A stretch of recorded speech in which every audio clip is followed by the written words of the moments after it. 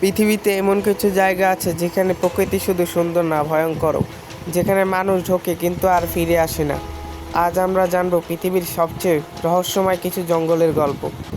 প্রথমেই আমরা জেনে নিই দক্ষিণ আমেরিকার অ্যামাজন রেইন ফরেস্টের কথা। অ্যামাজন প্রায় 70 লক্ষ বর্গ কিলোমিটার এলাকা জুড়ে বিস্তৃত। আয়তনের দিক দিয়ে আমাদের বাংলাদেশ তুলনায় 38 গুণ বড়।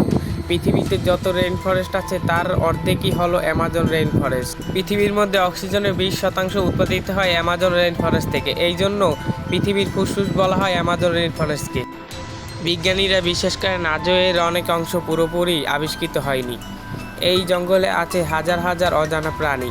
প্রতিদিন নতুন নতুন প্রজাতি আবিষ্কার হচ্ছে। কিন্তু শুধু প্রাণী না, অনেক মানুষও এখানে হারিয়ে গেছে, যাদের আর কোনো খোঁজ পাওয়া যায়নি।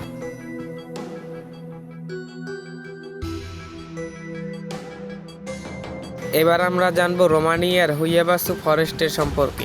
এই জঙ্গলকে বলা হয় ইউরোপের বিরমুডা ট্রায়াঙ্গেল। এখানে ঢুকলে অনেকেই অদ্ভুত অভিজ্ঞতার কথা বলে। কেউ বলে হঠাৎ করে চারপাশ নীরব হয়ে যায়, কেউ দেখে অদ্ভুত ছায়া, আবার কারো ক্যামেরা ফোন হঠাৎ করে কাজ করা বন্ধ করে দেয়। সবচেয়ে অদ্ভুত ব্যাপার হলো অনেকে বলে তারা জঙ্গলের ভেতরে সময় হারিয়ে ফেলে। তো এই ছিল আমাদের ভিডিওটা ভালো লাগলে ফলো, লাইক, সাবস্ক্রাইব করতে ভুলবেন না।